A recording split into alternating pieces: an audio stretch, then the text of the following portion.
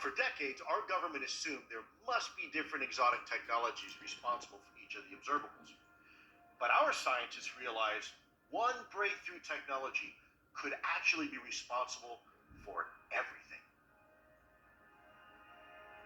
With enough energy, you could create a bubble, a warp bubble, around the spacecraft that would have a different property of space-time inside the bubble than on the outside of the bubble. This energy field would completely isolate the craft from the environment. So you might ask then, how does the craft actually move forward within its bubble?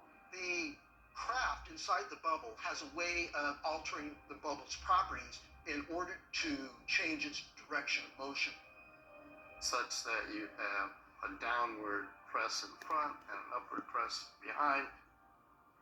So it'd be like riding space-time in the same way that a surfer would ride a wave in the ocean. And we observe hypersonic velocity and instantaneous acceleration. The reason is that time is moving differently for people inside the bubble versus people outside the bubble. Whoever's inside the craft would feel like they're just cruising along. They wouldn't be feeling the effects of what looks like speeds and accelerations that would turn a human being into pudding. This one breakthrough can be the key to interstellar travel, where you want to travel long distances without taking enormous amounts of subjective time. We'd also have low observability because the bubble acts as a barrier between two space-time environments. This would eliminate or conceal most of the known signatures of conventional technologies. This is why radar would have difficulty tracking a craft, because the signal from the radar would be distorted by the energy field around the craft. The radar signatures literally just moved around the bubble and doesn't reflect back to the radar emitter. So it's not surprising when someone takes a photo of a UAP, they find they get a fuzzy and distorted picture because they're actually taking a photo through a space-time barrier. What's been happening recently is that we have upgraded our sensor systems on our fighter aircraft. And these images that are now picked up with our advanced sensor systems, we can begin to see the actual structure of the energy field around the craft, which in the past they would not have been able to do.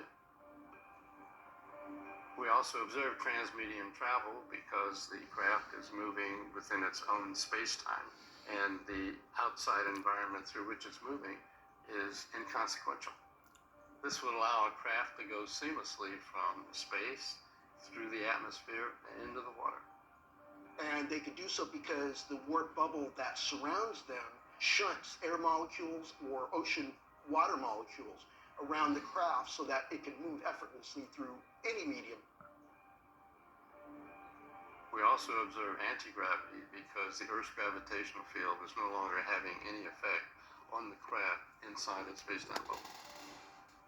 This is why a craft does not need, say, engines or wings or other aspects that we would associate with a craft that needs to fly in the atmosphere. It's really disconnected from the atmosphere.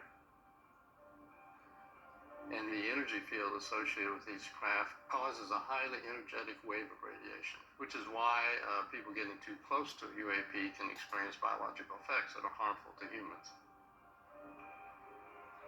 Now that we understand that these craft exist in a space-time environment that's different from the exterior space-time environment, this can begin to explain claimed observations by, say, military people who have approached and gotten into a craft and find that time is running at a different rate inside the craft than time running outside the craft. They think they're only there for a few minutes, and they come outside the craft, some hours have gone by.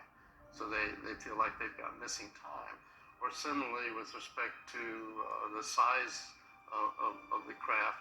If someone is outside the craft and looks like a small craft and they go inside, it's the size of a football stadium. Once you've realized that space and time are being engineered to be different inside the craft than they are outside the craft, then these anomalies that people report that sound completely absurd can actually make sense.